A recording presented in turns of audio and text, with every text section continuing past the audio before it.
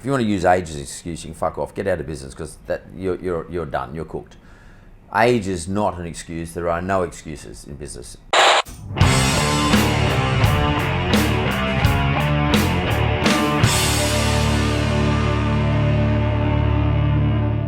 A lot of business owners out there that are 40 years or upwards, and they use their age as an excuse to not learn new things for their business, aka things like social media.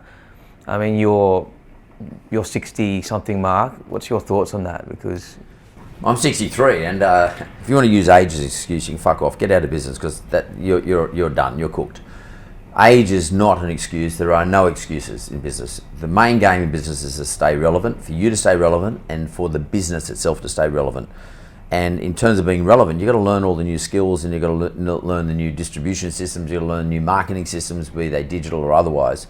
So it's really important to be relevant, and relevant means staying on top, learning new things, learning new skills, and then executing on those new skills. But I want to say something to anyone who's listening. For me, I think you need to spend, maybe, so say you finish school at 19 or 18, whatever it is, and you start to get a little bit of experience. You might go to university, you might do a bit of tertiary, or you might do an apprenticeship, or you might just work somewhere and learn on the tools.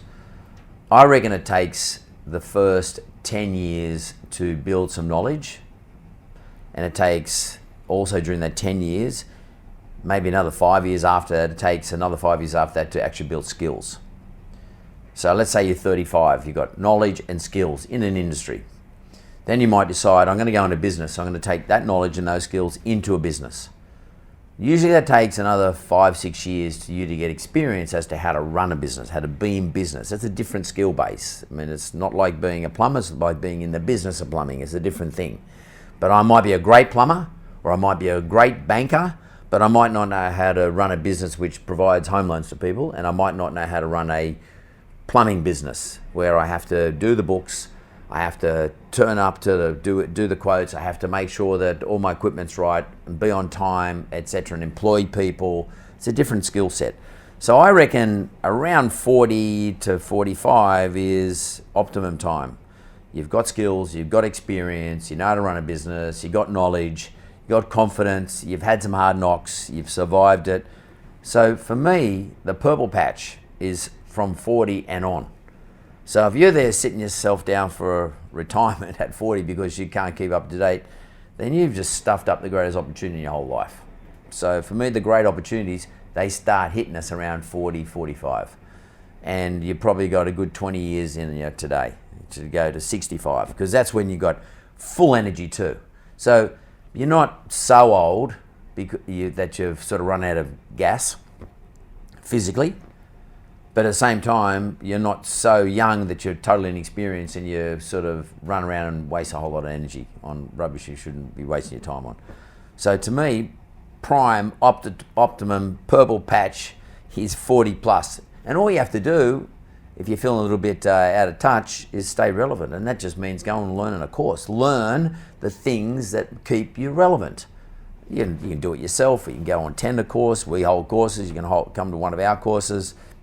Just go and find an expert who's good at it and just learn it, especially social. I mean, like, social today, for me anyway, when it comes to business, it's about three things. It's about inspiring, entertaining, and educating. So, to stay relevant, learn the skills that help you inspire, educate, and entertain. And then you can stay relevant. people might be watching me like, well, I don't have time for that, Mark. You're right. Like, I've got 7 staff issues here. I've got to do the books and stuff. I don't have time for that crap.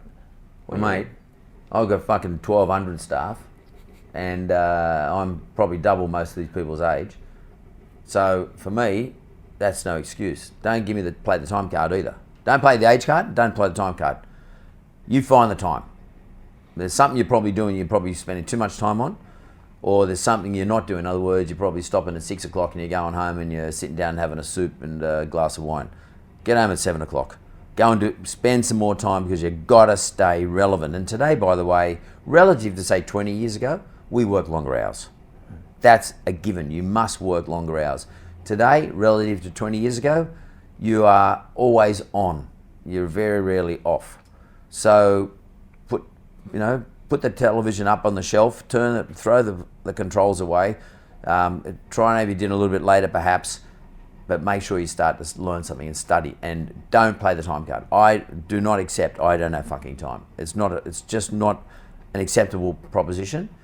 It's a piss weak excuse, and if you want to stay relevant, you've got to do what you've got to do, and that means put more time, more effort into learning what keeps you up on stage. You've got to stay up on stage, and by the way, that inspires your staff, and by the way, people get inspired by seeing you put that out in social. So people go, wow, if he can do it, maybe I can do it. That's cool. He's an old dude. I'll follow him or her. So play it hard, play it often, and make sure you keep fucking learning. Keep learning. That's how you stay relevant.